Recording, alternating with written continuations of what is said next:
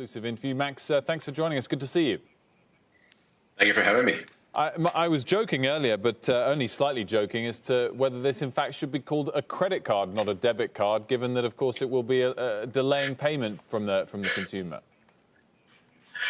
No, it should not be called a credit card for sure, in part because it's sort of the anti-credit card. I don't mean to be provocative, but the idea of credit cards, fundamentally, it's to get you to spend, get into debt, and stay in debt. You will not know when you're done paying off any specific purchase. You're not really sure exactly how much interest you're going to pay, and you should absolutely expect late fees if you will miss payment. And literally every single one of these things is the exact opposite for Affirm's card. That is, you know exactly what you're going to pay, you know exactly what the schedule of repayment is, and there'll be no late fees under any circumstances. So I think it's sort of the exact opposite in many ways. It does serve the same purpose. You get to pay for things right now or over time. The other thing that kind of jumped to mind that sort of perhaps is the exact opposite to what your company's been all about is whether the idea of a card is a little bit dated rather than forward-thinking like the rest of the business. And with that in mind, my question is whether you think this will be a temporary thing that you'll have to offer until the world slowly but surely transforms to digital payments as the norm. So I don't really know how long the card as a form factor will be with us, but I do think it's extraordinarily elegant. And majority of the offline world, certainly in the US, still transacts with plastic and chips these days. So I think it's important to meet the customer where they are. I do know that our user base, primarily millennials and Gen Zers, love their debit cards. They love to transact with them offline. And the purpose of this product was to bring buy now, pay later functionality that they have really loved online and really offline as well with us, but have never had in a card to where they are, and in particular embedded inside their daily, everyday spend tool. And so the debit card form factor is a metaphor for everyday spend. That's what we're trying to get to. Max, the theme of the week has been rising treasury yields, rising rates, basically. And I'm wondering what a change in the lending environment would mean for your business and for default rates and interest rates, ultimately.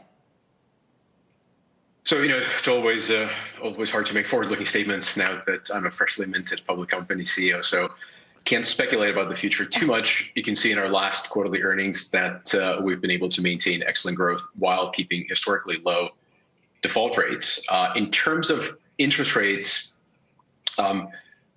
it's a huge component of what I think about every day, because as a non-bank lender or transactor, we have to care about such things.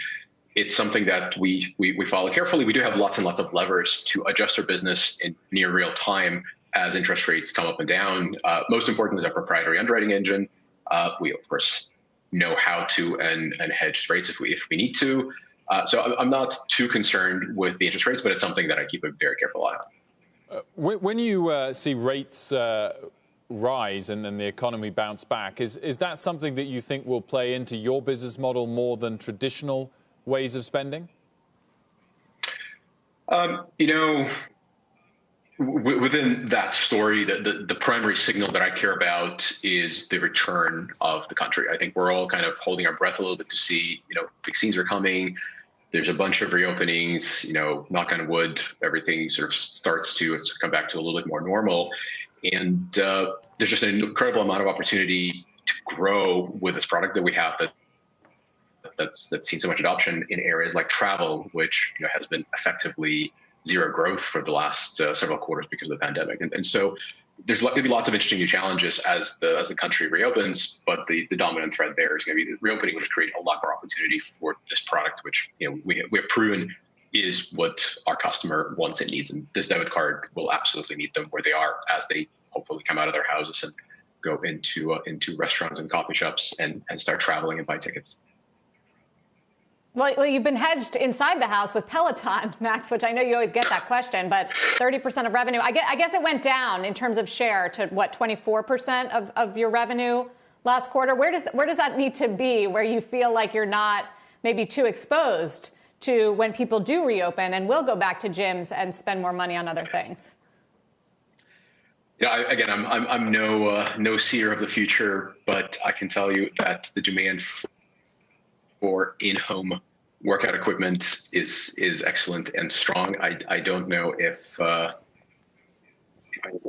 for the incredible success that our friends at Peloton have seen, but I think they're right to continue betting on themselves. It's an incredible product, and we're very happy to support them, and it's been a great partnership.